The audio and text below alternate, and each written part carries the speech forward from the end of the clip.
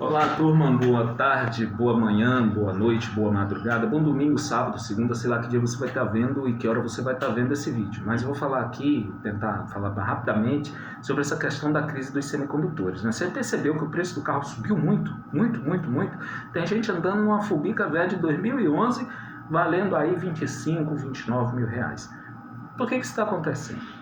Tem gente que está procurando aqueles consoles de videogame por aí e não está achando. Tem gente que está tentando procurar celular mais barato e os celulares não baixaram de preço, os computadores não baixaram de preço. Qual é o problema mesmo? É que o chip está escasso. O chip depende dos semicondutores, a matéria-prima. E o chip em si está escasso. Ora, mas o que é o chip? O chip ele é uma parte do computador, de qualquer sistema computacional, do mais simples ao mais complexo, que administra o fluxo de dados, o ritmo de transmissão de dados, de informações, e isso faz com que ele seja tipo o sistema nervoso dos computadores, né? E isso está em falta. Algumas pessoas dizem que está em falta por conta de uma tal tempestade perfeita. O que é isso? É o combinado de vários fatores. Por exemplo, a chuva em Taiwan, a falta de chuva em Taiwan, que prejudica a fabricação, porque a água é muito importante na fabricação, as temperaturas muito baixas em determinadas regiões dos Estados Unidos onde se fabrica chip, e o processo de fundição, que é fundamental para a fabricação do chip, depende também dessa questão da temperatura.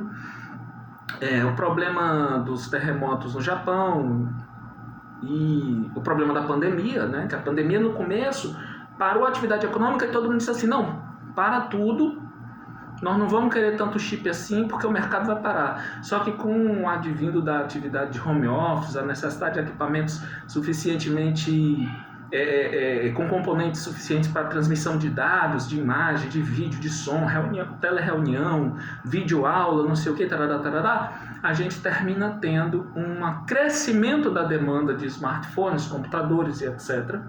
E esses equipamentos dependem dos chips. Então foi dito primeiro uma mensagem, para de fabricar chip que nós não vamos comprar. Aí depois foi dito outra, não, volta a fabricar que está vendendo muito e não vamos precisar comprar. Isso criou uma bagunça também na fabricação e na oferta dos chips pelo mercado todo. Existe também um outro problema, existem chips de alta complexidade, que fazem tarefas extremamente específicas, e existem outros chips mais simples, como os dos carros, por exemplo. E aí o que acontece? Os chips mais simples são mais baratos e dão menos lucro. Então eles não são prioridades para as poucas empresas que de fato fazem chip. Elton, são quantas empresas? Não sei dizer de cabeça. O que eu sei dizer para você é que um dos principais produtores de chip, por exemplo, está em Taiwan. Que de todas as empresas que produzem tecnológicos, eletrônicos, etc., pouquíssimas são as empresas que produzem o próprio chip, como por exemplo a Apple, que produz os seus chips, desenvolve e produz os seus chips. Então isso nos leva a crer que essa mercadoria, além da chamada tempestade perfeita, é muito rara, mas sobretudo ela é muito decisiva na produção de riqueza e qualidade de vida hoje.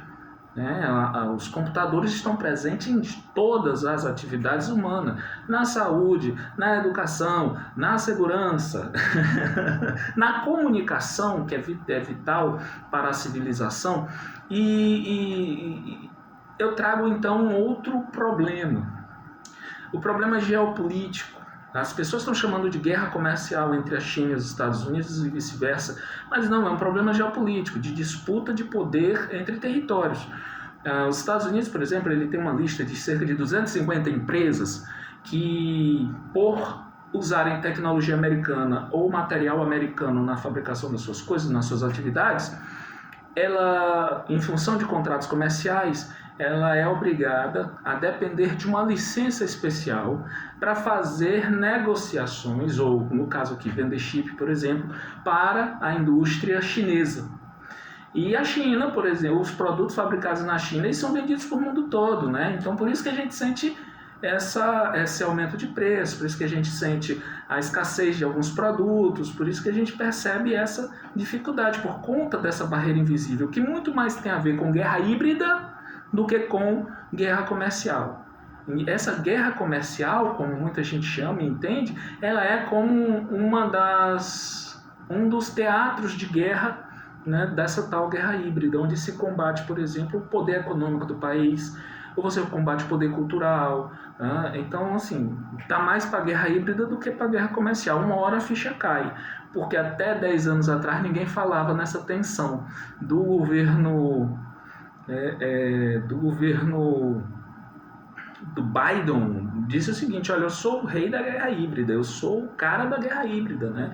E o Donald Trump, que lhe antecedeu, travou uma guerra comercial absolutamente desastrosa com a China, chamada Guerra das Taxas, lá do tênis, do calçado e tudo. É guerra híbrida, é geopolítica que está por trás da questão dos chips e dos semicondutores.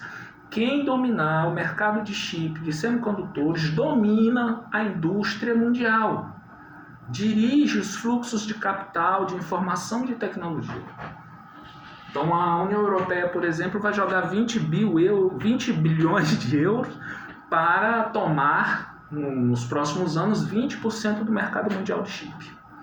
A China vai investir 1,6 trilhões para, em 5 anos, produzir 40% do chip que precisa. Nos Estados Unidos tem feito uma bela de uma campanha comercial e agressiva para ter no seu parque industrial empresas que produzem chip em número maior. Isso aí não me assusta.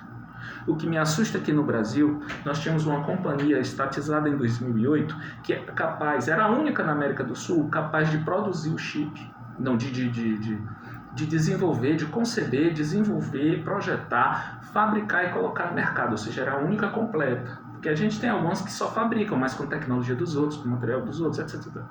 Então essa era uma indústria completa, uma companhia de tecnologia, que foi aberto o processo de liquidação no governo Bolsonaro. Ora, foram investidos alguns bilhões nessa empresa. Um investimento alto, investimento em planta, fabril, né, que essa indústria é complexa demais. Para você ter uma ideia, uma única fábrica de máquina de fazer chip, vamos chamar assim, máquina de fundição, máquina de fazer chip. A fábrica, uma das fábricas, pouquíssimas, que fabricam essa máquina de fundição, fica num país eco da Europa, ninguém sabe o nome dela e ela vale mais do que a Volkswagen sozinha. É mole? Aqui não, aqui nós tínhamos uma indústria, ela estava montada, já estava caminhando para ser uma indústria madura, com mão de obra especializadíssima. Foi aberto o processo de liquidação e essa empresa foi fechada.